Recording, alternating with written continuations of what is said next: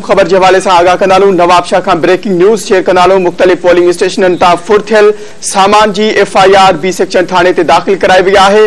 Polling station Nadir Shah बुधायो वने पियो जिते डिस्पेंसरी यूनियन काउंसिल में यो ने जो मुख्तलिफ पोलिंग स्टेशनन ता फुरथियल सामान की FIR बी सेक्शन ते दाखिल के वही है। Polling station Nadir Shah dispensary union committee 8 ward 3 बुधायो वने पियो जिते जो यो वाक़ियो अवां सां शेयर कंदालूं। नवाबशाह का मुख्तलिफ पोलिंग स्टेशनन ता फुरथियल सामान की FIR दाखिल कराई वही है। मुख्तलिफ पोलिंग स्टेशन ता या वाक़िया पेश अचन पिया। मुख्तलिफ पोलिंग स्टेशन फुरथियल सामान की FIR बी सेक्शन थाने ते दाखिल कराई वही है। जी नाज़रीन, नवाबशाह पोलिंग स्टेशन फुरथियल जेके बैलेट्स पेपर वे वापस कया विया आहिनि। FIR दाखिल कई वही है। नवाबशाह के मुख्तलिफ पोलिंग स्टेशन ते फुरथियल सामान की FIR बी सेक्शन थाने ते दाखिल कई वही है। ही सूरत हाल है किथे बैलेट पेपर आहिनि फुर थियनि था, किथे फुरिया वञनि था, किथे फुरे फाड़िया वञनि था, किथे पानी के तलाव में उछलाया वञनि था। इहो सॼो अमल आहे पोलिंग जो जेको अमल आहे उनमें रुकनो विझण जी रुकावट विझण जी कोशिश है। सो उन ते ज़रूर एक्शन थियणु खपे। ही FIR दाखिल थी आहे जेको सुठो अमल आहे। पर हाणे ॾिसूं था त जेके चूंडियल नुमाइंदा आहिनि या जेके अहम पॉलिटिकल अॻवान आहिनि उन्हनि जा जेके मिट माइट कीअं पोलिंग स्टेशन में अंदर दाखिल थी था वञनि या यह तमाम खतरनाक सूरत हाल है। हींअर ताईं जॾहिं पाण ॻाल्हायूं पिया तक़रीबन 3 थी चुका आहिनि। सो हींअर ताईं 2 माण्हू जेके आहिनि उहे क़त्ल थी चुका आहिनि। रोड़ी जो जिक्र कयोसीं त अलाह जुड़ियो जागीरानी साहब इन हवाले से अधिक तफसील मालूम कंदासीं। नवाबशाह जो ब्यूरो चीफ इम्तियाज कीरियो असां सां लाइन ते मौजूद है। जी इम्तियाज, अपडेट कजो वधिक छा तफसील आहिनि?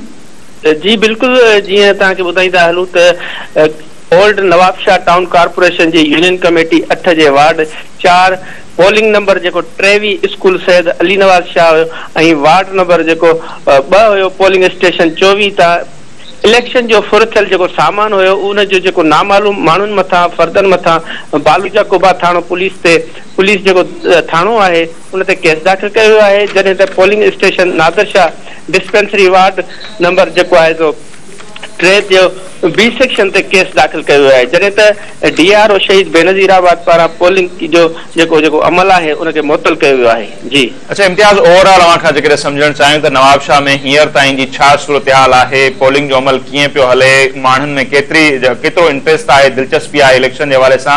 जेकॾहिं पाण जिक्र कयूं टर्नआउट के हवाले से तव्हांखे छा पियो नज़र अचे? केतिरा माण्हू घरनि खां ॿाहिरि निकिता आहिनि?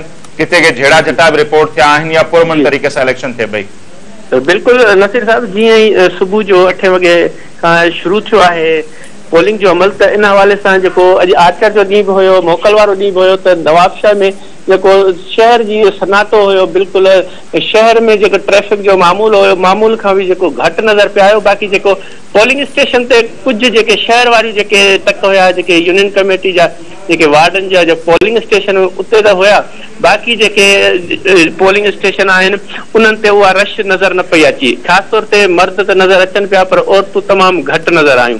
इन के अलावा काफी जो ओल्ड नवाबशाह टाउन कॉर्पोरेशन है। इम्तियाज, बड़ी मेहरबानी अपडेट कर रहे नाज़रीन। इम्तियाज कीरियो असांखे नवाबशाह का आगाह कर रहे हो।